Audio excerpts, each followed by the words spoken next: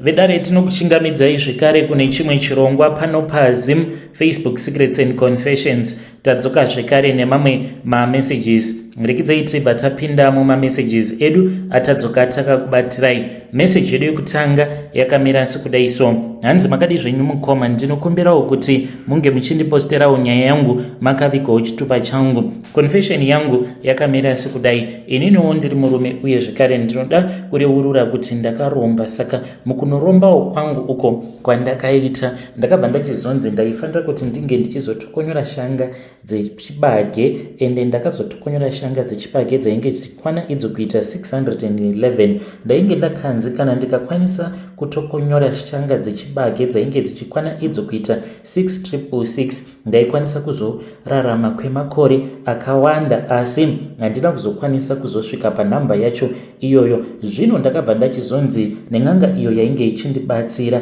ndivo vakadzi avo vari kufanira kuti unge uchizorara navo, kana nhamba iyi waisvitsa ndipo pauchabva wazofa. So mukoma kutaura kudai so ndava nevakadzi vanodarika ivo 535 avo vandasangana navo pabonde, vose ndichisangana navo pasina dziviriro, vasikana vamwe vanenge vachiri mhandara uye zvekare nevakadzi vevanhu nevamwewo avo vanenge vari masingle ladies. Mukoma ndiro basa rangu iro randinongoita kubva ipapo pandakatanga kuita zveurombwa kusvika pari zvino, ndo kuitawo kwandinoita mari ikoko. Pandakaona kuti ndainge ndarohwa nenhamo, kwedu uko kune imwe n'anga inozivikanwa nemukurumbira. Ndakabva ndachizoenda kwairi ndikabva ndati ndinozviziva kuti pano kunyange mapastors anouya pano ende munenge muchitovasimbisa imi muchivapa mapowers, ko ini madii mangondibatsirawo sezvo ndiri mwana wemuvillage. Ende shoko ravakataura ipapo, it is just that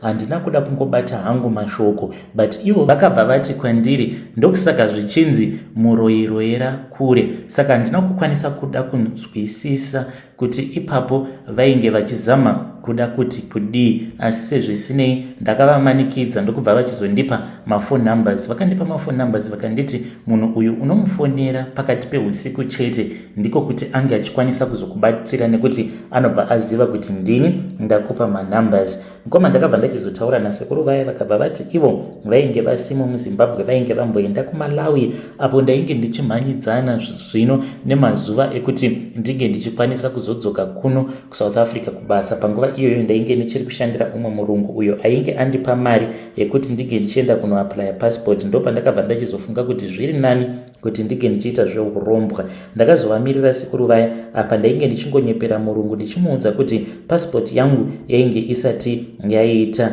Zvino ndakazoti ndaenda kumba kwavo sekuru vaya, zvavakatanga kundiudza zvimwe zvacho ndainge ndisingazvinzwisise, but at the end of the day ndakazotoona kuti iyi ndo inonzi satanism.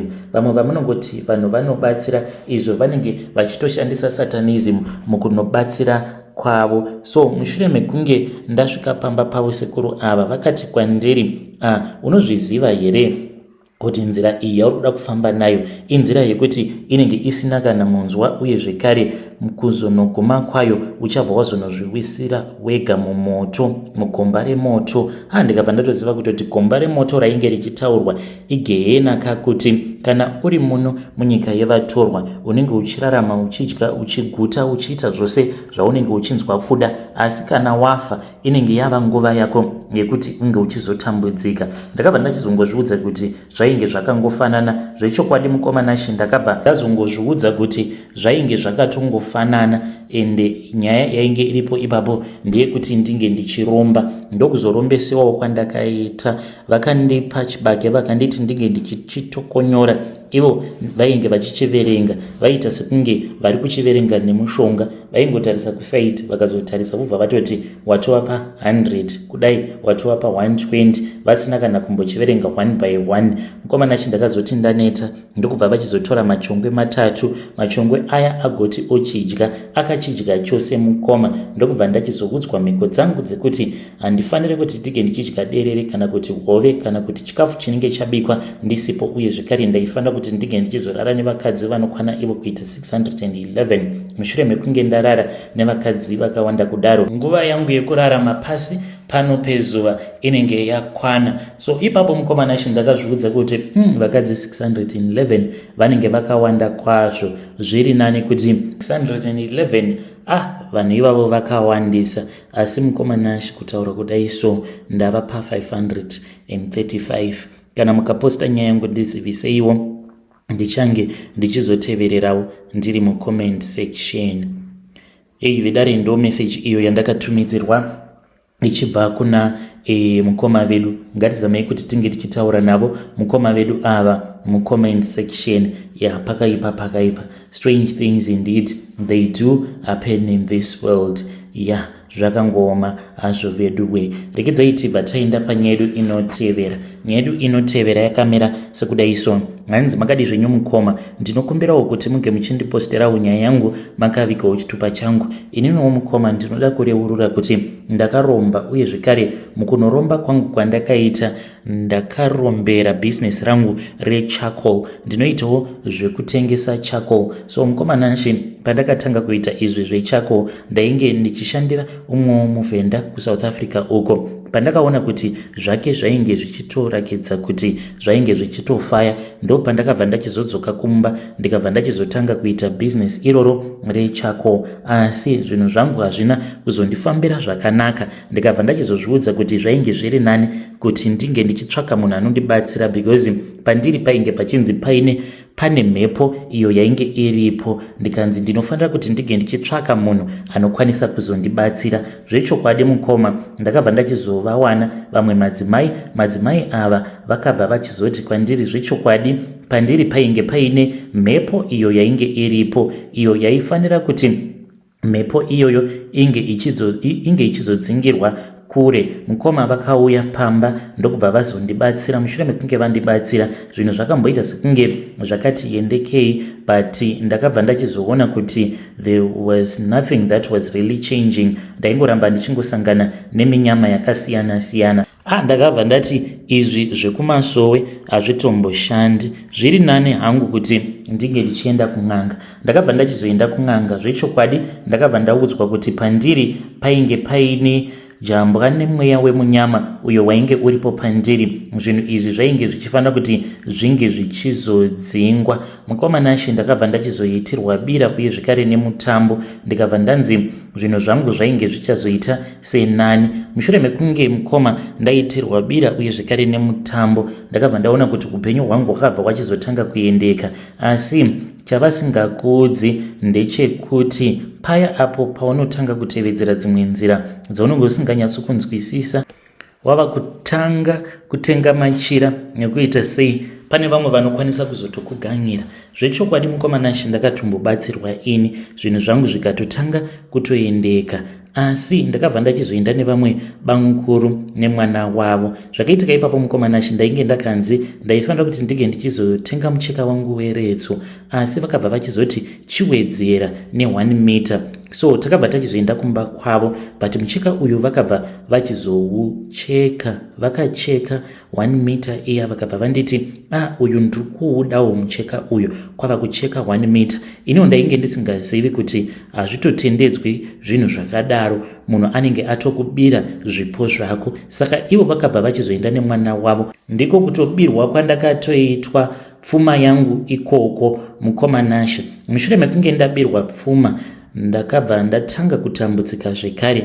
Ndikabva ndatangidza zvekare kutsvaka n'anga yaikwanisa kuzondibatsira. Zvechokwadi ndakaiwana mukoma, ndokubva ndachizorombesewa. Ndakarombawo mukoma, not because ndainge ndichida, but ndakagadzirwa nevanhu veukama avo vakandinzwira godo apo pavakaona kuti nzira dzangu dzainge dzachenurwa, uye zvekare ndainge ndava kufambawo negwara rakanaka. Mari chaiyo ndainge ndisingatombotambudziki ini pakutsvaka mari, ndaibata mari very easy. Then veukama vakabva vachizondinzwirawo godo. So mukomana Shi ndopandakabva ndachizosarudza kuti kuromba kunenge kuri nani. Ndokuzorombawo uko kwandakaita ndichirombera business rangu iro randinoita recharcoal. Kana mukaposta nyaya yangu ndiziviseiwo, ndichange ndichizotevererawo ndiri mucomment section. It is only that vashandi vangu ndine imwe nyoka iyo yandiinayo, nekuda kwekuti patinenge tichigadzira charcoal iyi, sezvo rakangoita zitsito riri reblack. Nyoka iyi vanokwanisa kutoshanda padhuze nayo irimo mumarasha acho awo avanenge vachigadzira but vasingaioni, ndokutokwezva macustomers kwainenge ichiita. Ndinotosupplyya mukoma Nashi, I am a big supplier.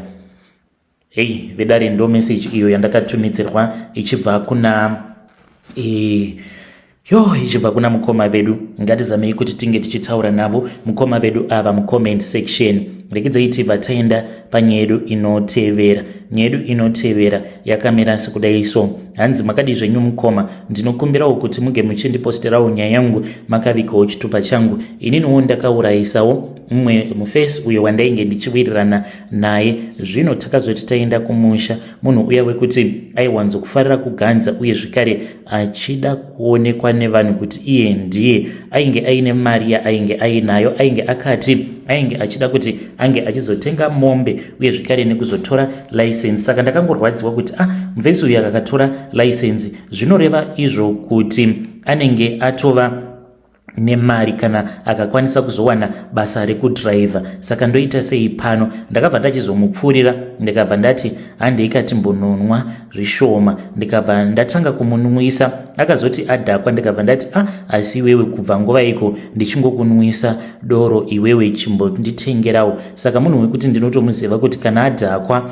anenge ava kungoburitsa mari achirakidza vanhu vose kuti iye ane mari. So akabva achizotanga kutengera kana ani zvake ainge aripo pagrowth point paya. Mukoma Nashi ndokubva tatanga kunwa, takanwa usiku hwose tikaswerera zvekare tichingomunwa murume uyu. Apa ndainge ndatoudza mamwe mahure awo ainge aripo, ndikavaudza kuti aiva nemari yakawanda kwazvo. Saka vakabva vachizotanga kumubira mari, kuzonosvika mari yake ichipera ndikabva ndamutiza ndikamusiya ariko kuZimbabwe uko. Ndakazotoita zvokutomukweretesawo mari akabva achizodzoka kunoku kuSouth Africa. Apa ainge ava nerimwe zikukwereti rangu raainge ava naro. Ndo zvandakaitawo izvi mukoma. Kana mukaposta nyaya yangu ndisiviseiwo, ndichange ndichizotevererawo ndiri mucomment section.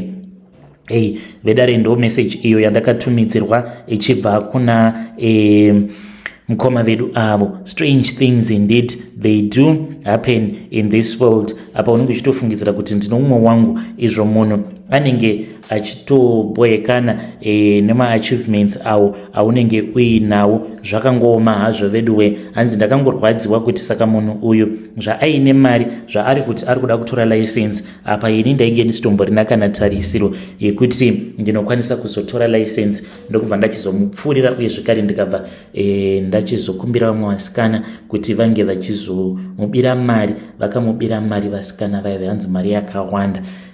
Ngatitaurei nawo mucomment section. Rekedzai vataenda panyaya yedu inotevera. Nyaya yedu inotevera yakamira sekudai so. Hanzi makadi zvenyu mukoma, ndinokumbirawo kuti munge muchindiposterawo nyaya yangu makavikawo chitupa changu. Baba vangu vane imbwa idzo dzinokwana kuita 6, asi imbwa idzi mukoma they are spiritual dogs, like monitoring spirits. Isusu hupfumi uhwo hwatiinahwo hupfumi hwedzinza. Saka ivo baba vangu pavakaona kuti pavari vainge vaine zvainge zviripo ende vaifanira kuti vange vachizochengeta dzinza rose kuburikidza neshavi rehuvhimi rainge riri pavari. Saka vakabva vachizodzifambira nyaya dzacho in secret, sezvo vamwe vainge vakazviudza kuti vainge vasingadi kuita zvechivanhu according to our father. Hanzi ndakashingirira ndiri ndega ndichipinda muninga mumakomo ndiri 1 pasina kana ainge achida kumbofamba neni, uye zvekare mukuzonofamba nevanhu kuudza vanhu kuti ngatifambei vaibva vati ndezvemadhimoni. Saka pavakazotanga kuita mari vakabva vachizoitawo mhiko dzekuti uyo anenge abata mari iyoyo inofanira kuti inge ichizoya kwavari, but vainge vava kusaita zvechivanhu like negwara rakanaka. Ipapo vainge varomba zvavo. Saka vakabva vachizopiwa maspiritual animals. Vakapiwa imbwa dzavo dzinokwana idzo kuita 6 anova ari monitoring spirits. Zviya zvekuti wehukama kana aine mari yaanenge ainayo mumba make kana kuti mari yaanenge achifanira kuti ange achizopiwa, imbwa idzi dzinoenda monitoring spirits. Dzichizonosvika kuya mukoma dzinotanga kurwidzana naye kuhope. Kana akangowana imbwa inomuruma chete zvinobva zvatovharana anenge asisina kana mari, uye zvekare mari iyo yaanozopiwa ingava iri mari yepay inenge isisiri mari such, asi anenge atongovawo mapepa, then mari iyo inobva yauya kuna baba vangu. Saka upfumi hwedu hwatiinahwo upfumi hwatakatotorerawo hama dzedu. Iniwo mukomana ndinosvika pakuzvibvunza kuti kwaicho chikafu ichi chisingaperi koindava, asi zvinoitika ndizvozvo zvekuti iwe unotenga hupfu hwako,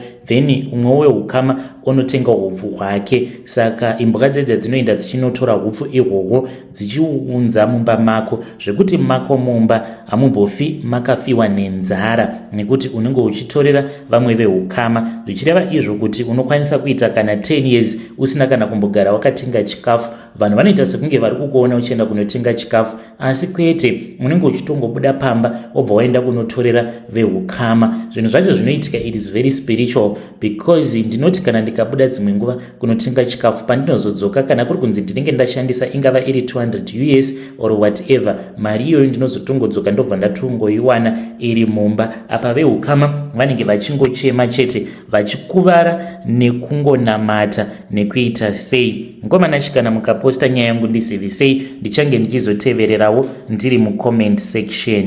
Vedare ndo message iyo yandakatumidzirwa ichibva kuna Haidi. Zvakangooma hazvo vedu we, strange things indeed they do happen in this world. Hanzi tine ma-spiritual dogs anova ari ma-monitoring spirits. Yo, ndidzo imbwa akadziya dzekuti hanzi kana ukarota imbwa zvinenge zvichireva kuti something bad is about to happen. Zvakangooma hazvo vedu we, ngatisanganei zvekare mune zvimwe zvirongwa zvinotevera.